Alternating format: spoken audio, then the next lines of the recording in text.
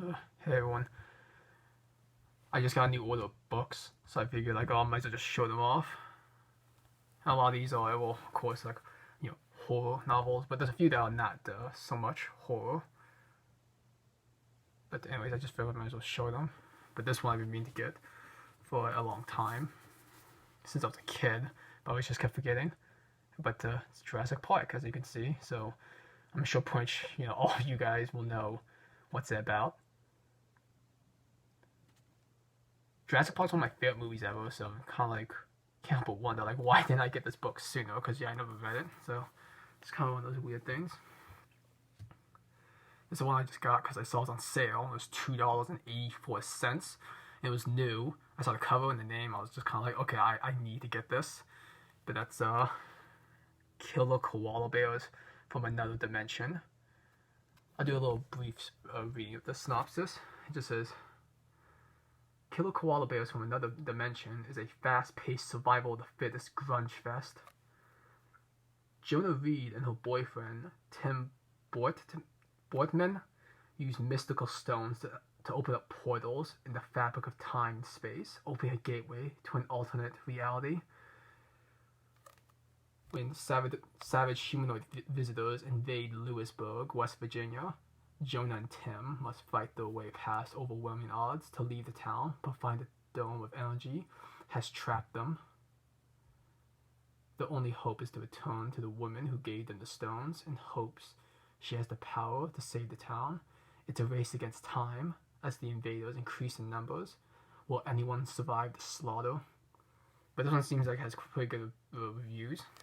And people say it's pretty weird, but, I like weird, so why not? And like I said, it was only $2.84, so, sorry. This is one my friend Amos told me about, and I heard about it years ago, and I was like, oh, I should get it. But then I completely forgot about the book and never got it. But this one is Afraid by Jack Kilborn. That's what people call him. This one seems interesting because I hear like so many amazing things about this book, but I'll read the back of it for everyone. Nestled in the woods of Wisconsin, Safe Haven is miles from everything, with one road in and out. This is a town so peaceful, it has never needed a full-time police force. Until now, a helicopter has crashed on the outskirts of town, and something terrible has been unleashed. A classified secret weapon programmed to kill anything that stands in its way. Now it's headed for the nearest lights to do what it does best. Isolate, terrorize, annihilate. Soon all phone lines are dead and the road is blocked. Safe Haven's only chance for survival rests on the shoulders of an aging county sheriff. As the body count rises, the sheriff realizes something even more terrifying. Maybe death hasn't come to his little town by accident. Welcome to Safe Haven. Population 907, 906, 905. But yeah, on the back of it, I'm not sure let's see, but there's like a numbers there, like it's counting down the population as it's being killed, I suppose. So, but yeah, I hear so many amazing things because like I said, my friend Amos told me about it. He just says it's actually one of the few books he really enjoyed.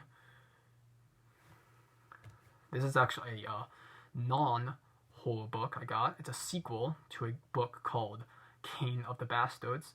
It's basically kind of like Conan the Barbarian, except more graphic, more mature, and a lot more stuff like that. It's basically like a sword and sorcery sort of thing, where it takes place like on the ancient Earth, where there's like real places like the Black Sea. There's like Great Britain, but it's called Albion, or something like that. But this is the sequel, Throne of the Bastards. I can say what's it about, but I don't know. It's kind of weird to read the synopsis for a sequel, in this case the first one. But basically, it just involves like this guy. Oh, I can't remember his name all of a sudden. Let me find it.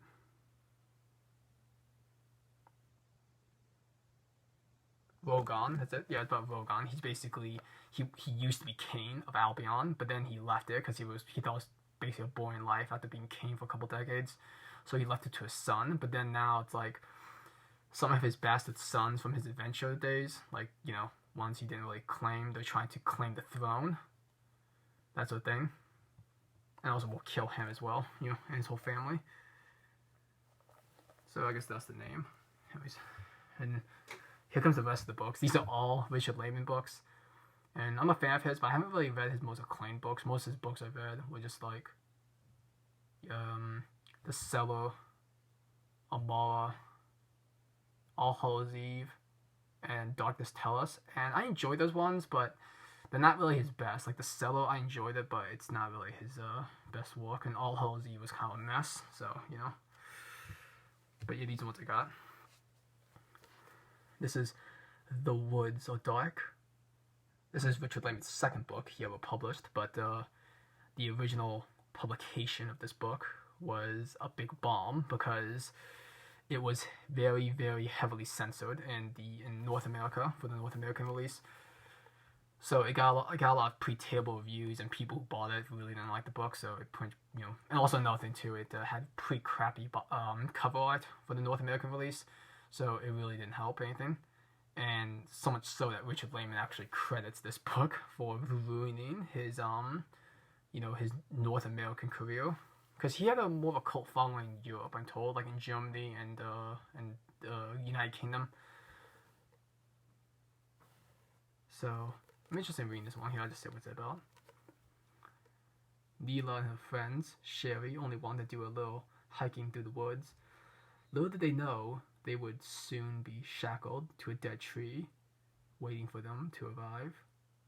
The Dills family thought the small motel in the quiet town seemed quaint and harmless enough until they too found themselves shackled to the trees in the middle of the night. While they approached, hungry for human flesh. Yeah, I did a terrible reading of that, so I'm really sorry about that. But basically, it's about just like these inbred cannibals living in the woods, and there's like these three group of people, some hikers, a family who are visiting for vacation. They're staying at the hotel, and I forget the third group, or maybe there was no third group. But yeah, they're basically gonna be all like victims of this like inbred cannibal family in the woods who are all like deformed and everything. Here's another one. In the Dark. This one I'm really interested in reading because it sounds very different compared to other Richard Lehman novels, because most of his are just like splatterpunk, like gorefest, like involve like a psycho killer or like a creature, or I guess in the Woods of Dark case, like a cannibal family just killing people and going on a massacre. This one is different. It's basically I'll read the synopsis, hopefully not do a terrible job at it. Nothing much happens in Donnersville, at least not to the young librarian, Jane Carey. Then one day, Jane finds an envelope containing a $50 bill and a note instructing her to look homeward, Angel. Jane pulls a copy of Thomas Wolfe's novel of that title off the shelf and finds a second envelope. This one contains a $100 bill and another clue, like the first. It's signed MOG, or Master of Games. The game has begun. But this is no ordinary game. As it goes on, it requires more and more of Jane's strength. It pushes her into actions that she knows are crazy, immoral, or criminal, and it becomes continually more dangerous. More than once, Jane has to fight for her life, but she soon learns she can't quit this game. MOG won't let her. She had to play to the bitter end. But yeah, as that one says, basically, yeah, a librarian, she was just like doing librarian work, and then she finds an envelope telling her to, look on inside of a book. Which book was it? Homeward Angel. When she does that, she finds a $50 bill and tells her another clue to do another task, and it seemed easy enough. And every time she does one of these tasks, the amount she gets is doubles. So $50 turned to 100, then 100 to 200, 400, yada yada. So it's kind of like a scavenger hunt sort of thing, but it's like the tasks that, Master of Games wants her to do keeps getting more and more crazy, and she can't stop until basically she finishes the game. But that's why I heard really good things about it, so I'm curious to read it. This one is a sequel to a book called The Cellar, which I've mentioned in previous times. This one is just called The Beast House. I like this cover, by the way. It's like these spooky house. I love spooky houses and covers. The Beast House has become a museum of the most twisted and macabre kind. On display inside are wax figures of its victims, their bodies mangled and chewed, mutilated beyond recognition. The tourists who come to the Beast House can only wonder what sort of terrifying creature could be responsible for such atrocities. But then, people are convinced Beast House is a hoax. Nora and her friends are determined to learn the truth for themselves. They will dare to enter the house at night when the tourists are gone, when the beast is rumored to come out. They will learn, alright. But yeah, it's basically about this like tourist attraction called the Beast House, which rumored that at night there's a beast that comes out from the cellar and it roams around the house. And well, yeah, there's a lot of people who don't believe it's real. I like the cellar. I mean, I'll probably make a review for that one eventually, but that one's kind of I had a lot of issues, but it was enjoyable, even though it was kind of trashy. I mean, it was trashy. So I heard the sequel is a lot better, so I'm really curious to read it. Because basically, yeah, it's about, like I said, the beast in this like old house in some small town, California. So this one I don't know too much about, but it's one of his most rated ones. This one's called Flesh. It's basically about some weird like goo like worm creature that invades people's bodies, and it makes them like it does like terrible things to the body, and also it makes them do terrible things to other people. So I'll read the synopsis in the back. Something deadly has come to town, a slimy, slithering thing, like nothing anyone has seen before. With its dull eyes and its hideous mouth, it's always hunting for a new host to burrow into, and humans are the perfect prey. But the truly shocking part is not what it does to you when it invades your body, and what it makes you do to others. This one I heard pretty graphic. Well, I mean, all of Richard Lehman books are pretty darn graphic, so. But yeah, this one has a lot of great reviews, so. I know I sound like a broken record, but really curious to read this one. The only problem I have with this book is like, well, this edition, its cover. I'm not really a fan of this cover, because I seen the first edition cover. It's amazing. It has this like, hand that's like missing a finger. It's like rotting, and there's like this warm creature next to it. I wish I had that version, but sadly, it's kind of like they're not that expensive to get used, but it's like I figure if I'm gonna get all these books, I might as well get them new, and also they're all from the same publisher. So when I put them on the shelf, they all look perfectly stacked together. But anyways, next one. This is Island. This one is, well, it's pretty straightforward. It's basically about a group of people. They were on a yacht, like a cruise ship, and then it explodes. Like there's some accident that happens, and the cruise ship starts to sink, so they all take refuge in the lifeboat. Then they all go to a deserted island. But what they don't know is that there's a crazy maniac there who doesn't like visitors. So people just say this one's pretty much kind of like a slasher flick.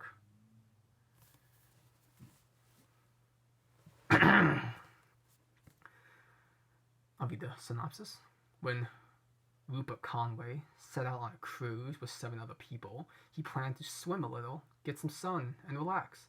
He certainly didn't plan to get shipwrecked. But after the yacht blew up, that's what happened. He and his shipmates were stranded on a deserted island. Luckily for them, the island has plenty of fresh water and enough food to last them until they get rescued. And luckily for Rupert, most of his fellow castaways are attractive women. But that's where his luck ran out, because the castaways aren't alone on the island. In the dense jungle beyond the beach, there's a maniac on the loose, a killer with a murderous heart, a clever mind, and a taste for blood. He doesn't like his new neighbors, and he plans to slaughter them all, one by one. So, this one has a cool cover, I would say. Pretty simplistic, but I like it. So there's the island. Yeah, it's sorry about the lighting, it's pretty terrible. It's kind of like, it's a little too bright, but whatever. Okay, this is the last book I got. And this one is Richard Lehman's magnum opus, I hear. It's like his most acclaimed novel. And that's The Traveling Vampire Show. And this one I heard it's not really like his other ones, because most of his books are kind of like a kill fest about splatterpunk and all this other stuff. This one, not so much. It's about these like teenagers who they live in some small town, and there's like this carnival show that shows up, and it's only around for one night. and basically it has a real living vampire. Well, living, I guess, because, well, it's a vampire. I'll read the synopsis. It's a hot August morning in 1963, all over the rural town of Granville. Tacked to power poles and trees, taped to store windows, flyers have appeared announcing the one-night-only performance of the Traveling Vampire Show. The promised highlight of the show is the gorgeous Valera, the only living vampire in captivity.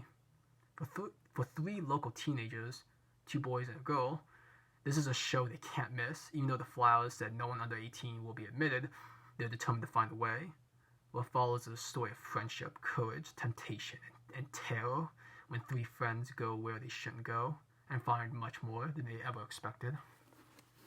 But yeah, I like this cover a lot. It seems like a poster for the thing. There's a bunch of things here mentioned about Valera at the time, saying like, oh, no one under 18 admitted.